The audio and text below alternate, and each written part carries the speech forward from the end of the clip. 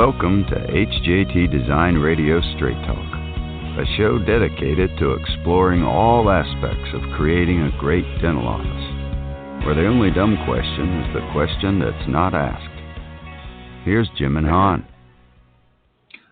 Hello, Jim Jervis here, along with my co-host, Han Tron. Han, how are you this evening? I am swell, Jim. Very swell. Thank you for asking. Excellent. Yourself? Excellent. Well, welcome. I'm doing well. We had a little rainstorm, but thankfully the rain went by, so that's good. We won't hear the noise over the microphone. Tonight's episode, Straight Talk, number 41. Questions directly from our listeners. This is going to be a unique topic, different from what we've done before.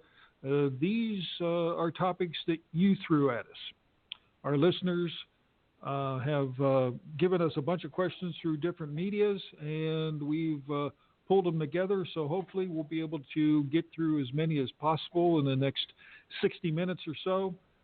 So it's our delight, of course, to answer any specific question. If you have one and would like to give us a call, you can do that on our call-in number of 657-383-1442.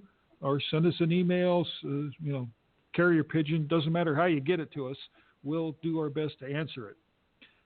But we've had 40 episodes of numerous kind of topics. So actually, Han and I are really excited about this one because we're going to hopefully cram a bunch of stuff into 60 minutes here. Aren't we, Han? Yeah. I think it's a nice breakaway from the dedicated topic, so it cover more various questions and various topics and things like that. So I think it'll be fun. Yeah, but we always have fun anyway. There we go. That's true. That's because we love doing this stuff. We're kind of crazy. Well, I'll let you have the first question. What was your first question that you had on your list, Han? Jim, I didn't pull that up yet. Okay. So, well, then while you do that, okay. I'll pull up my first question. I've got a question from Dr. Sarah in Alabama. And she's asked, with construction costs soaring and contractor availability becoming more and more scarce, how do I get my new project done, or is it better to wait?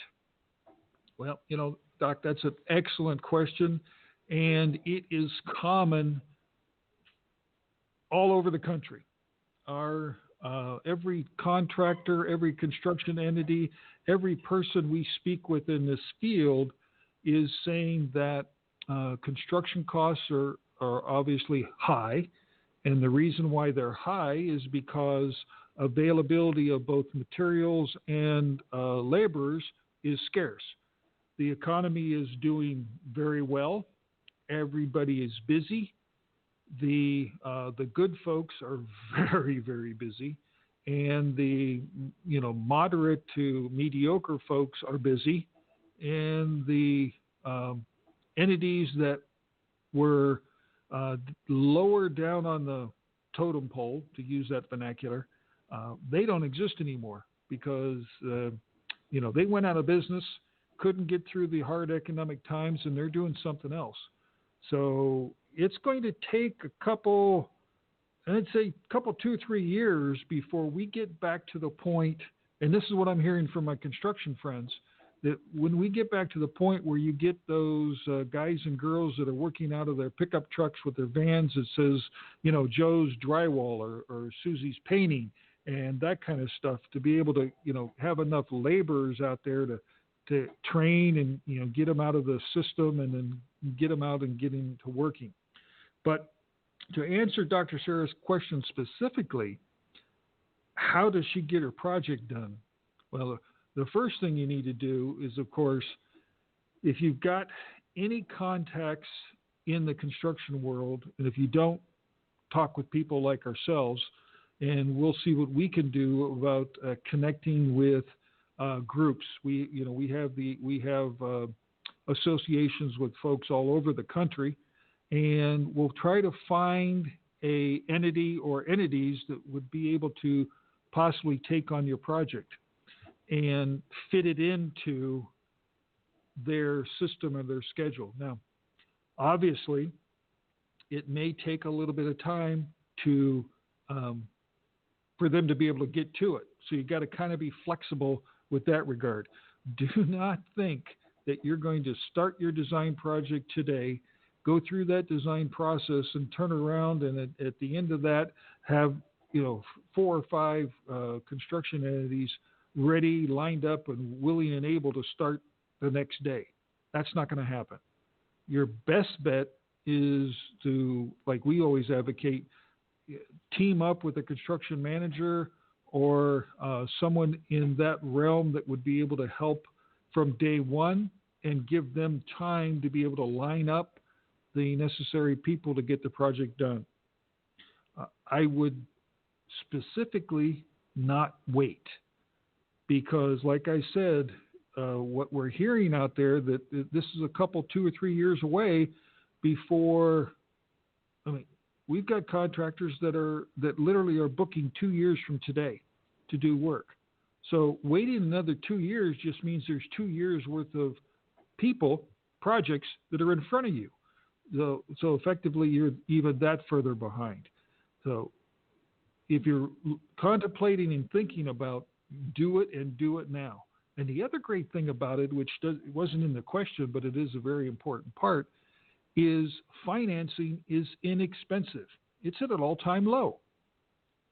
Just speaking with a financial institution the other day, and I think we're in the high threes, around 3.6, 3.8, and so that's not bad at all to have a rate at that rate right now. And I don't know. We're not a financial institution, are we, Han? But I don't see it going anywhere but up. Yeah, there's a couple of things to take into consideration about managing or controlling costs too, Jim. Besides labor, this is life. It's not fair or unfair. When you have a finite pool of labor. And they typically, and this is not just construction, this is engineering and design as well, is that the big client is the one that sucked up the talent pool first. So if you, for instance, we work with an engineering outfit out of Orlando, and when you think of going to Orlando, what do you think of? You think of Disney, okay? And Disney just happened to be one of their clients. Good outfit, good engineering firm, but a dentist's office, which could range between, 2,500 square feet to 5,000 square feet, somewhere in there.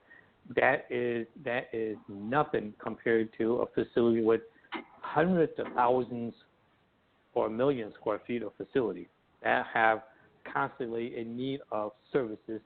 And innovative, design and ideas to stay, in the game and ahead of their competitors. So when a big client like Disney calls, everything else takes second or third or fourth in line. So the talent pool that you have in good time may be limited to you, the dentist who is trying to do a new office.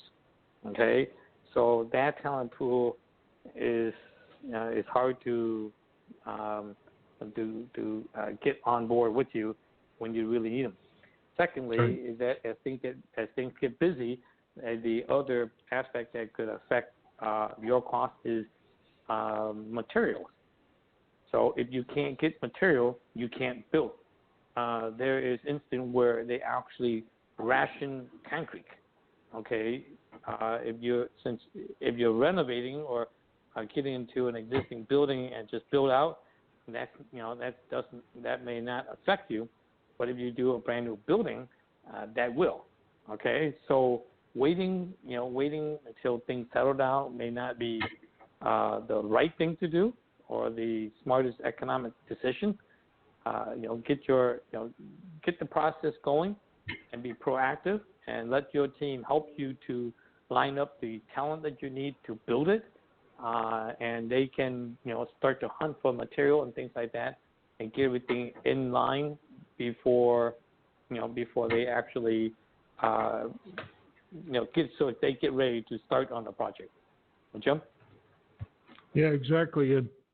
And what we found is a lot of times the construction manager will end up looking outside of the region to bring in the necessary potential laborers to be able to do, things like drywall or whatever, if it's all possible, and make it work that way. I mean, we just had here in our neck of the woods the announcement, and they just started the construction on one of Amazon's new fulfillment center. That building is 2.5 million square feet of construction, and it's going to be done in basically 1 year period.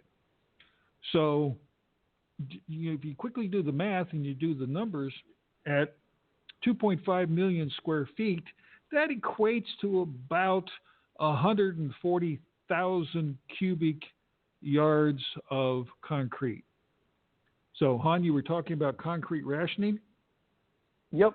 They're going to have their own batch plant at that project.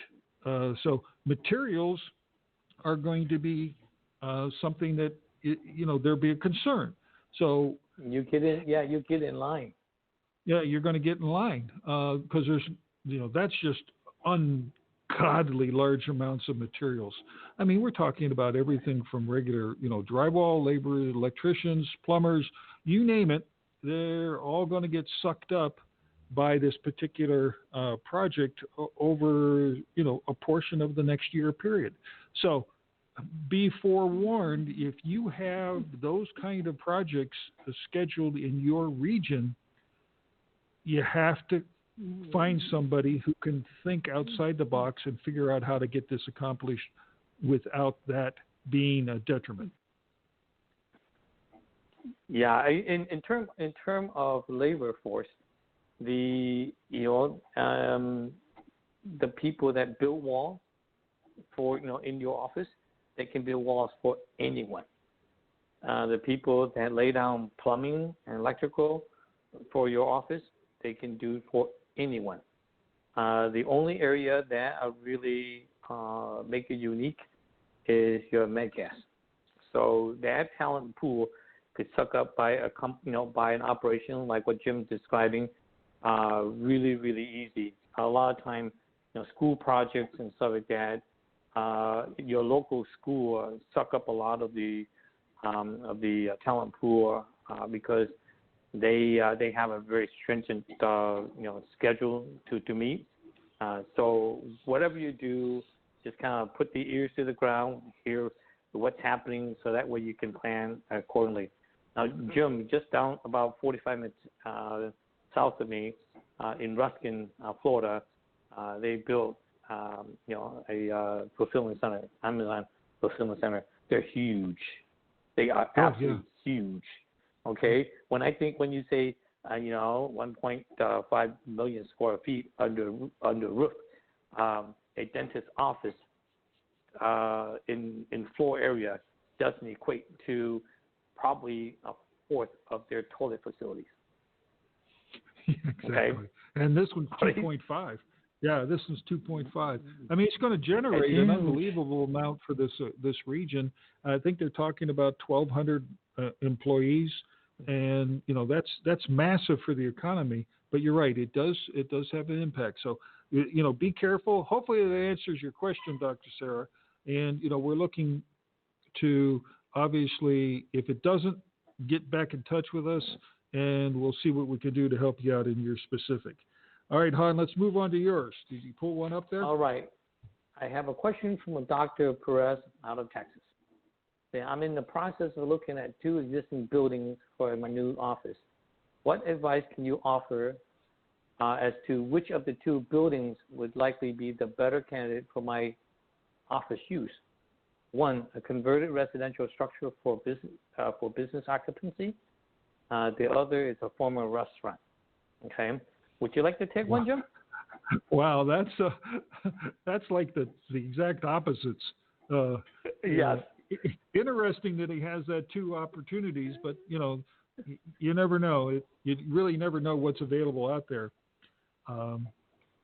And from a generic standpoint, Han and I can answer that question, not seeing specifically those two particular projects, but we know what we've run into before. Let's start with the first one, the converted residential structure for business occupancy.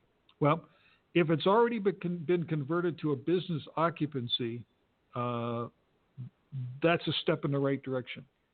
Now, if it's just a residential that you're going to try to convert into a business occupancy, that's a big problem because the two codes are totally different.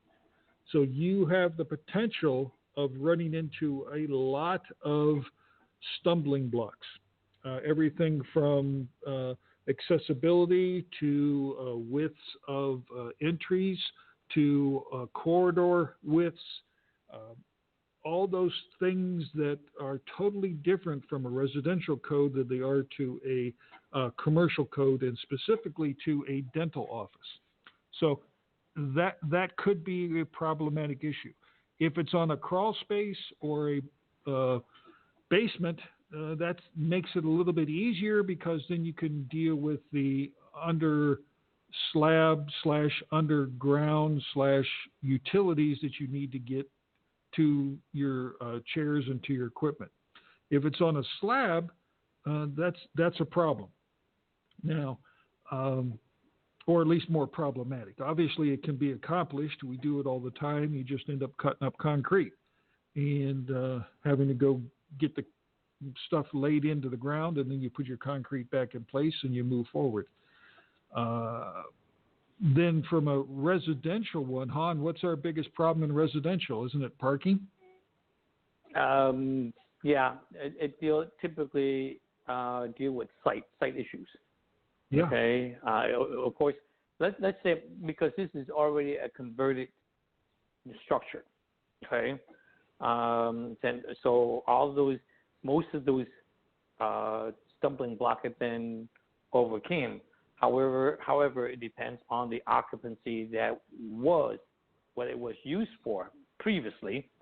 It still need to be looked at, and because business occupancy have different functions. So the big thing about site, if you're looking at a residential structure, it would be great if it was a structure used for perhaps a hair salon, a clothing boutique, an attorney's office, where the flow and parking demand is low. But for a dentist's office, that is, you have to dot your I's, cross your T's on the things that's really important. Parking is one of them. Okay, and if you take a house, a house only need a couple parking spaces. So if you convert that for commercial use, for light parking, you may have 3 or 4 or 5. But a dentist's office, right off the bat, 5, 6, 7 operatory, you're looking to the 20 and 30 parking spaces. So you have to have the land to be able to do that. You have to have, it depends on what's allowed. If you're fortunate enough that that structure is in a historic district, then it adds another layer of difficulties and things like that. But parking is one big major issue when you deal with the residential structure. Exactly. Now, when you talk about the restaurant, a former restaurant, you shouldn't have the issue with parking. I mean, restaurants have a much higher requirement for parking in any code, and so you should have more available parking. And typically, restaurants are designed with an open area, which is obviously where the patrons go, the seat, eating, the dining area, and then you have a kitchen area in the back. Maybe it has a bar. We've not ever designed a bar into a dental office, have we, Han? I am pretty sure. At least not one for the public. I'm pretty sure a few of our dentists would like to have at least in their office, Yeah, exactly. in their private office. But right, so then it's a matter of are we going to have issues with your slab? Is it a slab on grade, or if it's a crawl space? Odds are it's probably a slab on grade, and so you're going to have that concern to deal with. It's not insurmountable, but it can be. It is something that has to be thought about. The kitchen itself is probably something that would need to be demoed out and then utilized, because there's really no need to reuse anything in the way of a kitchen. My gut tells me that kind of stuff might end up being great opportunity for staff lounge, back stuff, that kind of things. And obviously, you're probably going to have a better restroom kind of arrangement, but typically restrooms in restaurants are always located in the back, which is in the wrong place a lot of times for what best works for patient flow. So there are a few problematic issues, but all in all, you might have a better possibility of doing the restaurant in converting that into a dental, in my mind, than you would a house. Houses, you have to be so careful. They become money pits overnight if you're not careful. Yeah, the two structure are day and night in the type of construction. Okay. Yeah. And the restaurant is designed under it's designed under the commercial code. So it's not a residential code, it's a commercial code, so it's a lot closer to the business criteria that a dental office would fall under. Yeah. Let me throw a few things, because this is an area that I had spent some of my life at. Okay. When you look at a restaurant, between the two, residential and or a former restaurant, I think the restaurant has a lot more pluses. One is it's obvious. It's usually a lot more visible, easy to access. Typically, they're in the size of the building are typically within the range of the 2 to 3 to 5,000 square feet that a typical established dentist would look for an office. Parking is never an issue. Access is pretty much easy, so it has a lot of pluses. But if you look at restaurant, existing or former restaurant, do come with a few issues. Okay, one of them is Jim already mentioned. Yeah, typically the way it's designed is that you have they call it the front of the house. That's where the patrons sit and eat and all that stuff. Restaurant facilities are usually in the middle and clustered together, whether it's single holder or multiple user. But for a dentist office, it's typically if you're really, really cheap and you don't mind the compromise in where it's located and stuff like that, you'll keep it. But we typically advise against that, because you want the layout of a office that would optimize how you use it, how you utilize it, and how efficient it is, and not how cheap. But efficiency is what you're going after. So naturally, the kitchen, it's electrical service. You shouldn't have any problem of not having enough. Water service, that's a piece of cake. Sanitary service, everything. So all those things are in its proper place. You're going to have to gut the kitchen. You may have to do a thorough cleaning, if not clean out, demo the existing materials and stuff like that within the kitchen, because grease had a tendency to soak into the wall. The mechanical equipment probably more likely will need to be replaced, because it is, it had sucked up a lot of your restaurant fume and oil and all that stuff. So it's within your ductwork and all that, and so that needs to be looked at, and probably just simply cut it and at the minimum cut out all the distribution trunk for the heating and cooling. Another thing that you may need to look at when you look at a restaurant building is if it has a flat roof. It's very easy to see. The oil, the grease from the kitchen, if it gets dumped onto the roof for any reason, the particulates, it will eat up the roof material. So you may have to invest in replacing the roof. But overall, between the two, I go with a former restaurant any day. Okay, Yeah, it's a no-brainer. Well, it tends, unless of course the restaurant is just a pit, it tends to make more sense because you're already in the same kind of construction class, and it just makes it a whole lot easier to easily convert. And that's really what we're talking about here. The crux of the question is converting. What's the easiest way to convert between the two? Okay, next question. I got a Doc Eric from Colorado. This is a good one, hon. You're going to like it. I've seen on your website that you and your team can do work all over the country. Actually, it's all over the world. But how is that possible? Isn't it better if I have someone local to be hands-on? Well, oh my, we could go on forever on this one, but the answer to your question from my side of things is it's really very easy. Han's in Florida. I'm in northwestern Ohio. Our clients are all over the country. And, nowadays, especially with the computers and the internet and the ability to do remote conferencing through the computer systems, we can literally be more efficient and quickly communicate with anyone around the country or around the world at a moment's notice, as compared to someone who has to get in a car and drive to your particular location, wherever that might be, even if they are local.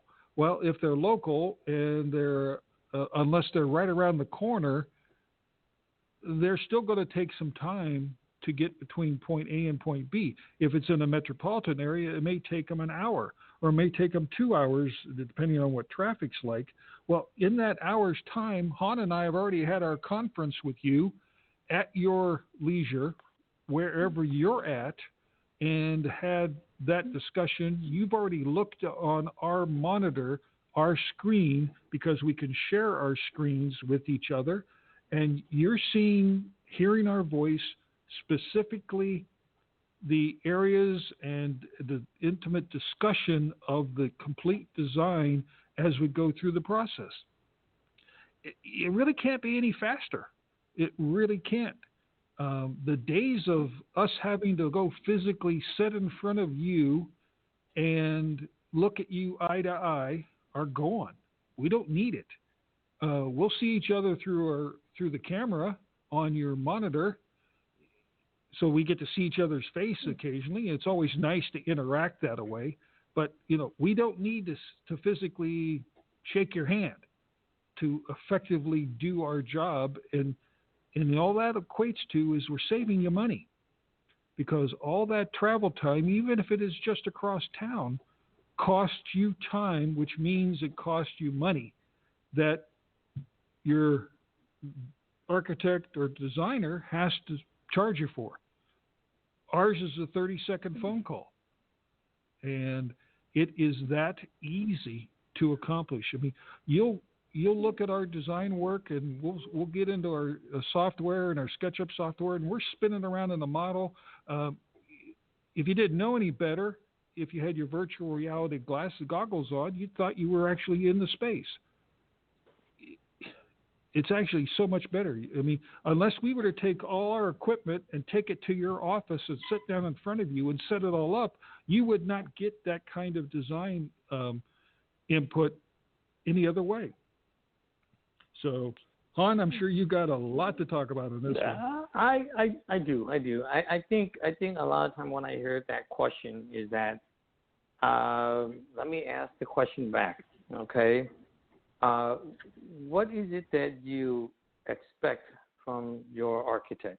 And often the discussions is always, I want local and I want to be on the job every day. That is really, really unrealistic. It's almost like somebody say, I got a toothache and I want to have my dentist next to my bed or next to my chair, until the moment I need to have it extracted. They can't afford to have the dentist sitting there waiting. Most dentists, the project doesn't require, nor can a dentist afford to pay the architects on an hourly basis to be on the job site every day. Okay, it's unrealistic. To answer the question is that how are we able to service our client if we are across the country? 20 years ago, I worked on a project, a headquarter for a German company. And back then, the telecommuting or teleconferencing was in its infancy. I built a model, stick a camera in there, have a teleconference with the German client in Germany, and so they can take a actual, not virtual, it's a camera tour of inside the building 20 years ago, okay? And they were able to make decisions and all that stuff on the fly. So with the technologies that we have available today, those things, you can have drawings, you can have snapshots of 3D, or you can actually sit in front of your computer, monitor, and we can communicate about ideas and options and things like that. And like Jim said, it saves you money. Time is money. For us to fly to your office or drive to your office, you pay for that hour, that travel time, and we're just basically driving or flying. Okay? Or we can have a teleconference or video conference, and you get to see the same thing faster, more effectively, because it's all about efficiencies. Okay? That's today's modern way of doing things. A project could be in China, Australia, and we will handle it the same. Okay, we have. So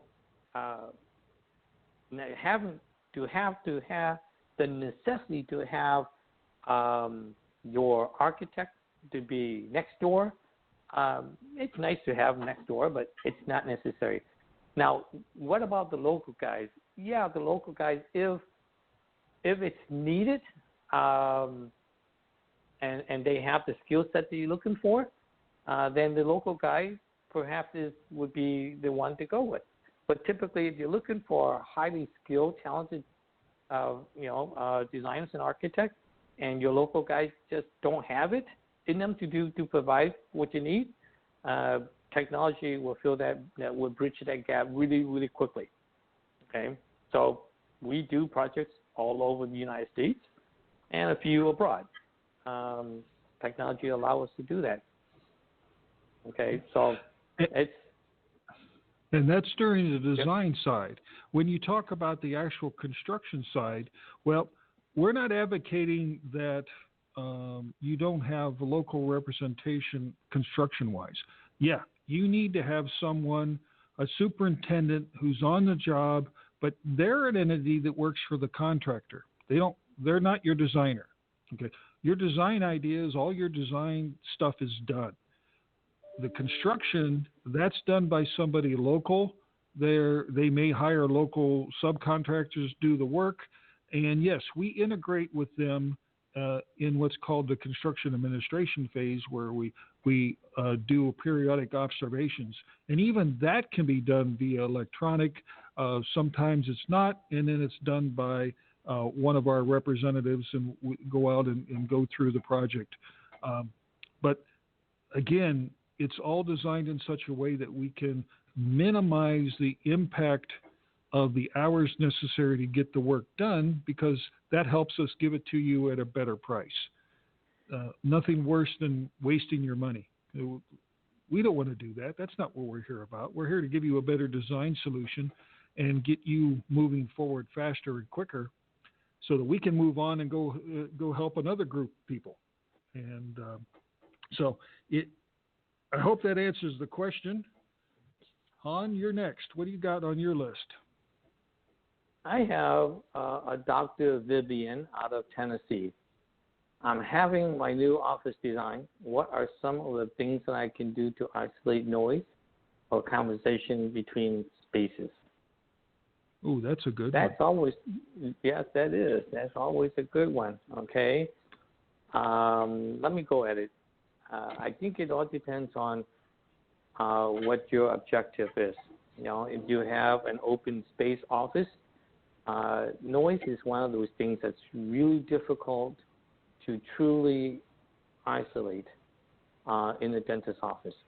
The modern dental office usually have open treatment room, or treatment room with open doors, or open door with door opening, rather than with doors that you can close. So noise can spill out from the treatment room into the hallway, and so on. So noise is a little hard to isolate, but it can be done. Okay, and usually it doesn't take a lot of money, but it takes money. For instance, here's an example. If you go in and you say, I want to do things cheap, I want my office, I want so many treatment rooms, and the contract say I can save you money. All we have to do is take the wall up to the ceiling, attach it to the existing ceiling grid, and off you go. We move the lights, we move the ductwork, we make some adjustment, and there we are. And you say, that's great. I saved myself, $5,000-$10,000 by doing that. The problem is noise doesn't cost. Isolating noise will. If you have an open space above your ceiling where conversation within each treatment room can escape up into the ceiling and then transfer it into the adjacent space. The reason why is because your wall only abutted the bottom of the ceiling. It didn't go up all the way to the deck and insulate with sound insulation. So dividing the treatment room, to the roof deck, would have chipboard on both sides, insulation within the wall cavity. That would be the correct way of doing it. Okay, if you want to isolate noise, sometimes you can even put about 2 feet of band insulation on each side of the wall, up above the ceiling. That would also help to absorb some of the sound. Materials in the office is important. The choices of material, the artwork, things that would absorb sound. So hard surface naturally going to ricochet the sound all over the place. So carpet is one of those material that would help to absorb the sound. There are specialty products naturally that are designed to further enhance that objective or to achieve that objective. So if you have a project that you have where you have noise issue, find an architect or a sound engineer, acoustiциan that would look at your facility and make recommendations to do that. But as you build and have a design, make sure that your walls, wherever conversations are sensitive, wherever you have a lot of conversation. For instance, this is the general practice for us, is that your private office is always go to the deck, take it from floor to the roof deck and board on both sides and sound insulation within the cavities.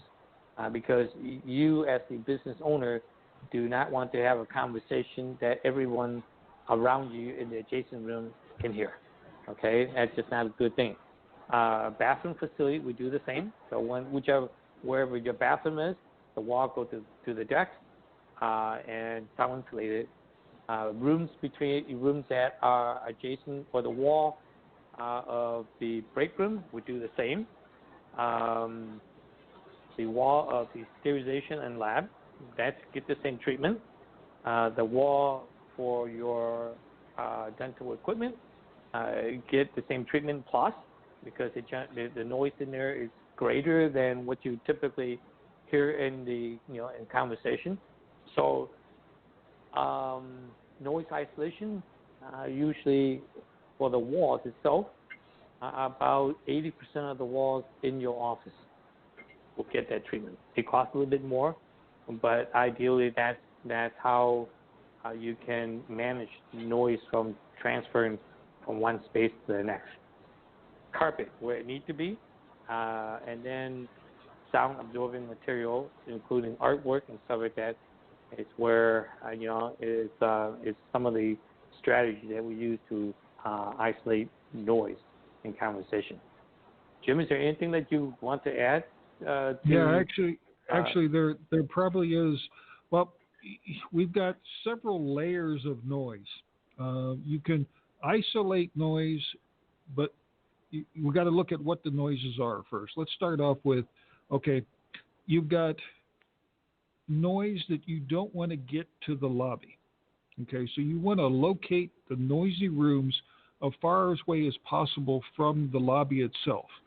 So that the first impression, go back to our podcast about first impressions and that kind of good stuff. You don't want somebody walking into a place the very first time and they hear a whole bunch of sounds coming from an operatory that aren't that pleasant. So again, locate that noise as far away as possible from that. Now, you've got design ideas that you can also help to mitigate the possibility of that noise getting to the lobby or to other locations. If you design in angles or corners in such a way that the sound, when sound bounces off a wall, think of it like playing pool. When you hit the ball and it bounces off a bumper, it will ricochet off at a certain angle and then go to the next bumper and go to the next bumper and go to the next bumper. Well, that's the kind of thing you want the sound waves to do. You want them to bounce off a wall, go to another wall, go to another wall. Each time it does that, it slows down. Just like when you whack a ball in the pool table. It slows down every time it hits a bumper. Well, that's the same thing you want to do with the noise. When you design the layout, you want to be able to effectively get that sound to be reduced so much that by the time it gets to where you want it not to be heard, you don't hear it. And as Han was saying, from an acoustical standpoint, acoustical ceiling tile is much better than a single sheet of drywall. If you're going to go with hard surface drywall ceilings, then obviously you've got to do some special mitigation, acoustical batting, drywall, double and triple layers of drywall. Mass is another way to stop sound.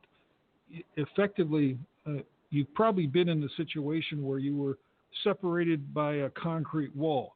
If you're in a concrete block room and making a sound, and on the other side, it's a lot quieter than if you had a steel stud with a layer of drywall as the wall.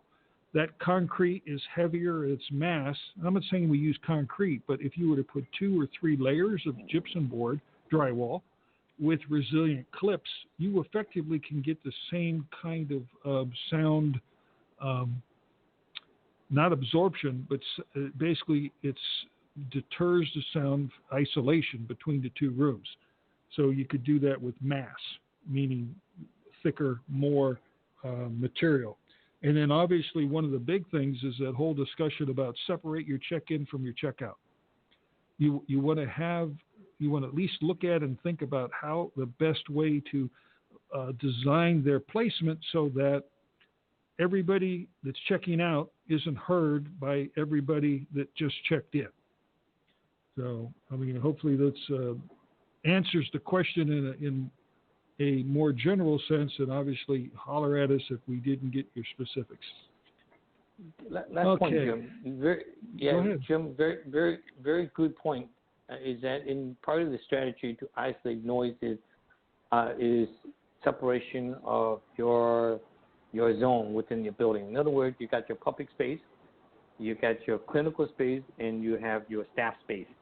So whatever equipment and or source of noise separated from the area, keep it as far away from the area that you want it to be more quieter, more relaxing. Okay, so that's we've even had a situation where we've put in 2 or 3 quiet rooms, which weren't open bay, weren't just open archways into the operatory. They actually had doors, either sliding doors or swinging doors, for those specific patient types. Children, people that effectively have issues or deal with pain or whatever. You can do that. You can say, okay, I have some quiet rooms and I have some normal rooms, and then pigeonhole the necessary client into that particular area. So, okay, we've got a question from Dr. Tom in South Carolina. With several groups who design dental office spaces, how do I choose who's the best for my needs? Well, that's a topic in its whole self, and we don't have time to be able to go through every nuance in that, but I want to hit the highlights.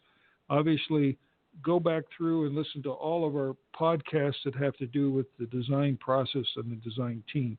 But I would recommend that you need to pick a design entity, meaning an architect, who specializes and understands your unique needs as a dentist and a dental facility.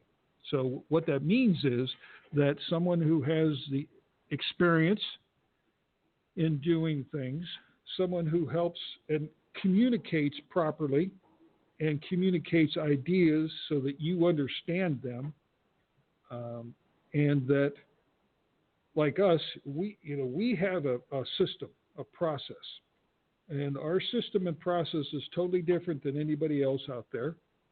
Sure, there are a few similarities, but a majority of it is unique in itself. Our team is unique. We combine the expertises of both the practicing dentist of 35 plus years and Dr. Bill, Han as our senior dental design entity, who's been doing this for 30 plus years, myself as the registered architect who's been doing this for 30 plus years. So in totality, we have almost 30, 60, 90, almost 100 years of experience combined in doing the work that we do. We've worked on hundreds and hundreds and hundreds of dental offices around the country and some around the world. And so we understand the nuances of working on dental facilities as compared to, say, a local architect who's maybe done 1 or 2, or a design build company that said they've done 100, but they're all in a retail shopping center complex and not done a freestanding unit, and your project happens to be freestanding.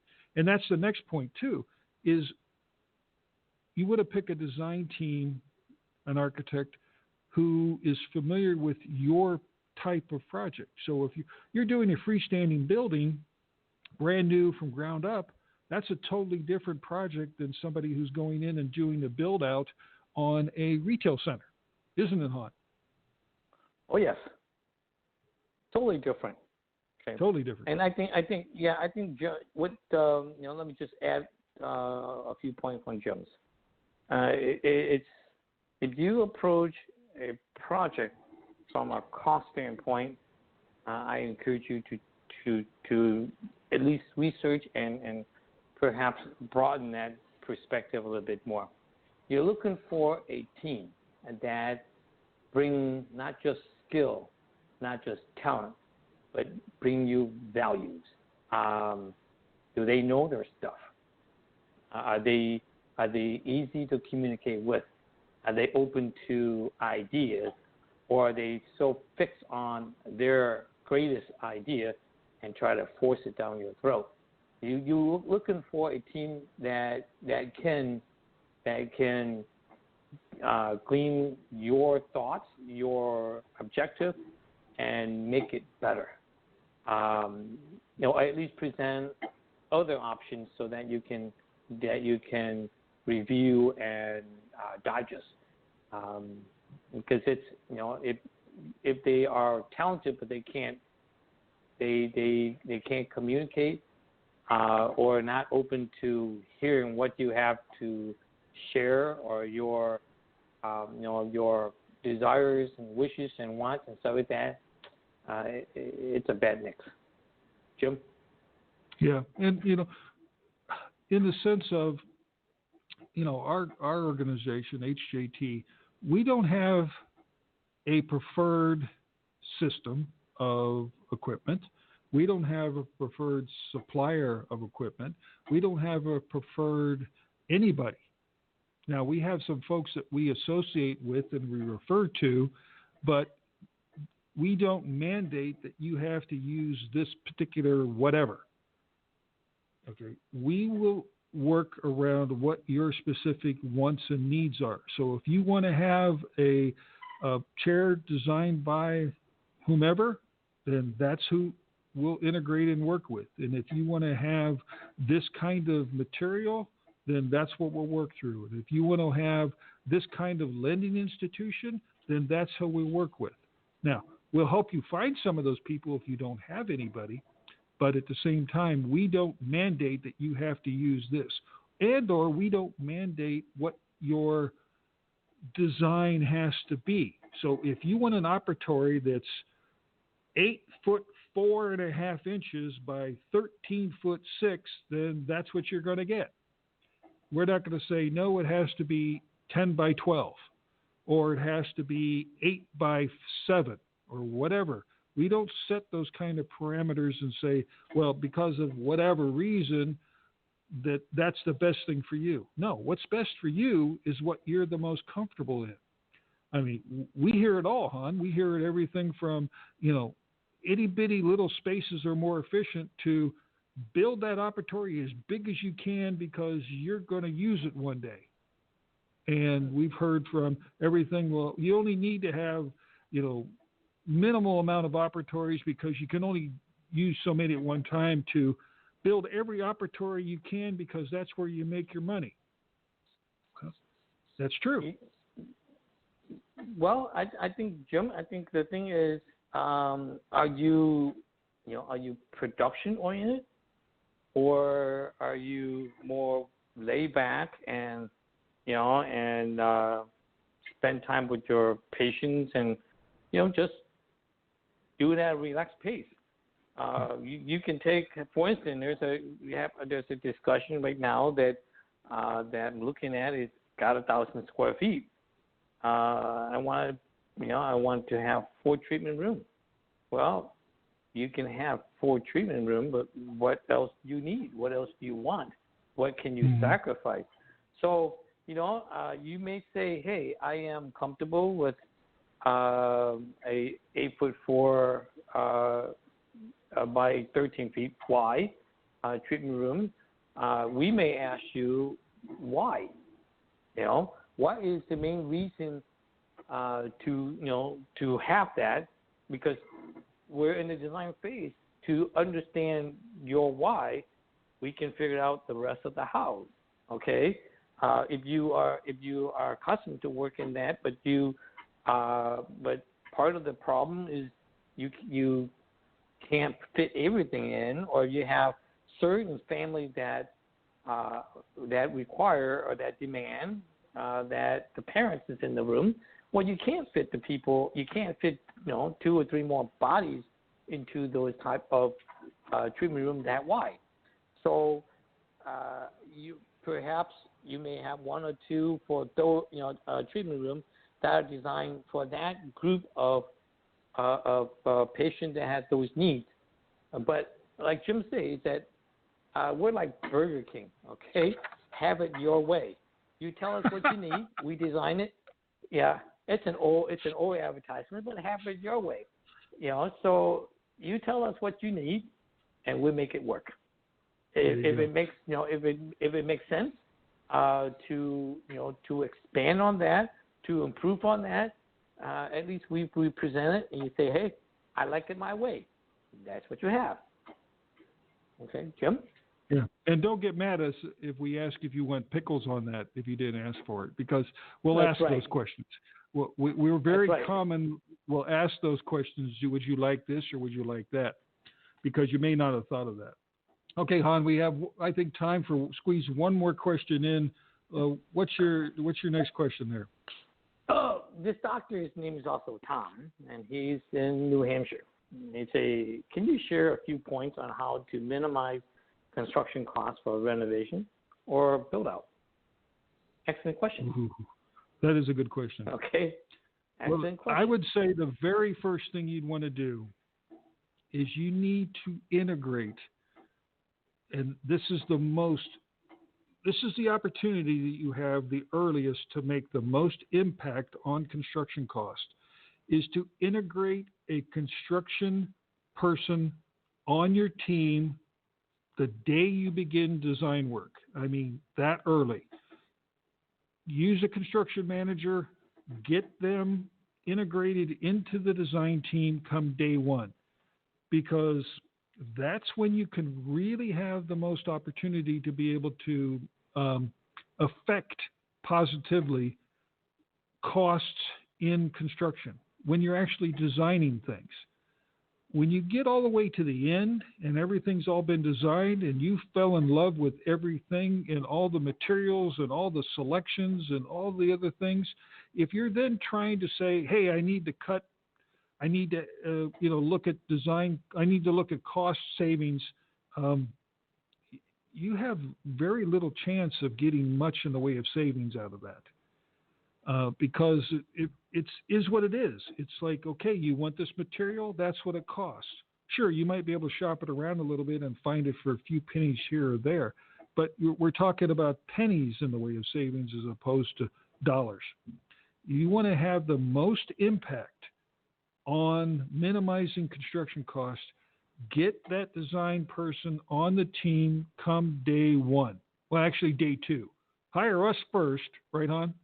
Hire us first on day one, and then day two, hire the construction guy or girl, and they're part of the team. And then once we start doing all the design stuff, we integrate them with our electronic capabilities so that every design session they're part of, and they're saying, that's a good idea because that's good material cost savings, and nope, that's a bad idea because they just put in a giant Amazon fulfillment center here, and I can't get concrete. I won't be able to get concrete for another year. So, well, that's information you need to know, and the best person to have it is that construction entity, not your architect, not the financial guy, the construction guy or girl. On? Yeah. Okay, so here's a few points, okay? And it has nothing to do with renovation or build out. It has to do with decisions. Get your design done, make up your mind what you want to have, and stick with it. Because every time that you want to change, you will cause delay, you will cause what they call change orders, okay? Unless it's absolutely a must, stick with the gun. Stick with the program. There's a couple of considerations too when it comes to if you're renovating or build out a lease space. Don't throw money into that place like it's your forever office. Select material that are within a range that you don't cry too much when you leave in 5 or 10 years. For instance, some of the floor material, for instance, it's not a big major cost, but it is to somewhat. If it costs you $20, $30 per square foot, and it has a life expectancy, a service life of 30 or 40 years, your 10-year lease is up, and you decided, I hate the landlord, I got to get out. You leave 20 to 30 years worth of money on the floor. Okay, so look at the amount of the material choices according to whether you own the building or you lease the building. So that's how you save some of the costs. Know what it is you want. Have an idea what those costs are up front, so that way you have a good solid budget, and just don't let it be a decision made as you go, during the construction process, because you will find that our experience has been is that you get less quality for the same, if not more, in cost. So that's an excellent point. Yep. Excellent point, Han. And the best person to give you that information during the design process, again, is that construction entity. It's that construction manager who will be able to tell you, well, we've got 3 materials here that could potentially be put on the floor. Material 1 costs $20 a square foot. Material 2 costs $5 a square foot. The material 3 costs $2 a square foot. All right. Well, what's the life expectancy of each? Well, you would hope that each had a commensurate life expectancy. And you would say, well, I only have a 5-year lease and maybe have another 5-year option, so that's 10 years. That will help you make that decision, just like Han said. Don't leave a bunch of high-quality material on the floor or in the walls or on the ceiling or wherever that you're never going to be able to utilize again. That's money wasted. Because the landlord would love you.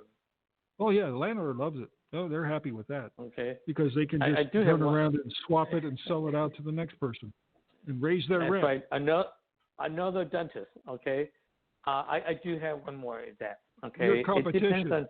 Your competition coming into town. Right. That's right. It depends on who you invite to the table to service you, okay? Here's a prime example. We have a client who hired a construction company to do the build out. So they did not competitively bid the project. Okay, the contractors say I will do it for X dollar. In this case, it was $152 per square foot, and that was basically from a floor plan only. Okay, looking at a layout of the space. But they never spelled out what they're going to do. Any material, none was discussed. Just that, the client say, well, that's the best people in town, and that's a reasonable amount. I get to see we were hired to do the conceptual design, so we didn't, we went on board with them to call out the rest of the stuff and control the materials and the detail of the facility. But looking at it is, they got a plain Jane for a high cost, because at $152 per square foot, you should be able to have nice carpet, nice flooring material, more high end, or should I say above average, vinyl composite tile, or for most of you, it's the stuff that are 12 by 12 that you often see in old school buildings. They are bulletproof. They're great products, but they're probably one of the cheaper stuff that you can find. So if you want to really minimize the cost and control your budget, at least if you're going to go with the route of hiring a contractor to do the work without bidding it out and stuff like that, at least have them give you a list of things that they're going to use on your project, so that whether the level of quality that you're getting for your money, and whether they're the right fit for you or not. I don't care whether they're best in town. If they're the best in town who like to cut a hole in the bottom of your pocket so the change fall out, they're not the right people for your team. That's just my input. Jim? Cool. Well, hopefully we've gone a little over. Hopefully that's been informative. We got through a bunch of the questions. Keep sending them. we'll try to do another one of these sessions like this in the coming weeks. And again, hopefully it was informative, that you take a little bit away from that. If at all, anytime you have a question, you can get a hold of Han or I. Send us an email, catch us on our 800 number, go to our website. It's, you know what it is. And, we're just looking forward to talking to you again next week. And again, thank you for joining us. And Han, I'll give you the last words. I love the Q&A session. This is fun. I appreciate you plugging in and spending the last hour with us. Until next time, have a good evening.